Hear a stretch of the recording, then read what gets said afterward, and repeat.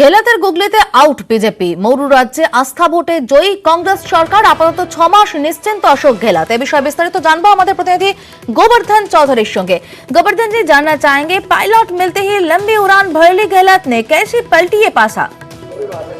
बिल्कुल, देखिए गहलोत सरकार पर जो पिछले एक महीने से जो संकट के बादल मंडरा रहे थे, आज कम से कम कांग्रेस इस लड़ाई को जीतने में कामयाब हुई है और यहाँ से वॉइस वोट से सरकार ने जो विश्वास मत है वो हासिल कर लिया है। पिछले एक महीने से बाड़ेबंदी भी चली, तमाम तरह चारों प्रचारों राजनीतिक तौर से खूब चले, लेकिन आखिरकार कांग्रेस हाईकमान और राजस्थान के मुख्यमंत्री अशोक गहलोत ये दोनों इस बगावत को भी टैकल करने में कामयाब रहे। साथ ही विधानसभा के भीतर विश्वास मत जीत करके अब ये भी बता दिया कि नंबर गेम उनके पास में है। यहाँ के जो लीडर ऑफ ऑपोजिशन है गुलाब चंद कटारिया, बीजेपी के वरिष्ठ नेता है, उन्होंने भी विधानसभा हाउस के भीतर जब ये कॉन्फिडेंस मोशन पर डिबेट चल रहा था उस वक्त साफ तौर से ये कहा कि जानना चाहेंगे गहलोत के पक्ष में कितने वोट पड़े हैं? निराशा की राजनीति, खरीद फरोख्त की राजनीति, धन बल, बाहुबल और सत्ता बल की राजनीति की हार है।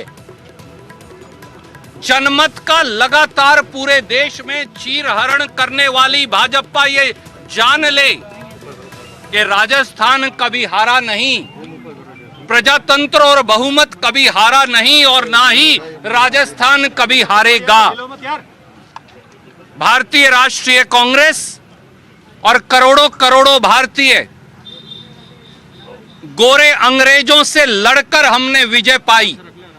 हम इस बात के लिए संकल्पबद्ध हैं कि प्रजातंत्र और बहुमत और देश के संविधान पर हमला करने वाले मोदी सरकार में बैठे काले अंग्रेजों से भी जीतकर प्रजातंत्र और संविधान की रक्षा करेंगे। यही आज के विश्वास मत की सबसे बड़ा सबक भी है। खुद विपक्ष के प्रतिपक्ष के नेता गुलाब चंद कटारिया जी ने यह स्वीकार कर लिया कि भारतीय जनता पार्टी और उनके मित्र दलों के पास केवल और केवल 75 मत ही हैं। गुलाब चंद कटारिया जी ने अपने ही उपनेता राजेंद्र राठौड़ जी द्वारा कल बड़ी बड़ी डींगे हाँकते हुए किए गए दावों को सिरे से खारिज कर दिया कि वो अविश्वास मत लाएंगे। साफ हो गया कि कांग्रेस की सरकार के पास 124 मत हैं, हमारा कुनबा इकट्ठा है और हम राजस्थान की प्रगति और विकास और 8 करोड़ जनता की सेवा में निरंतर संकल्पबद्ध रहेंगे।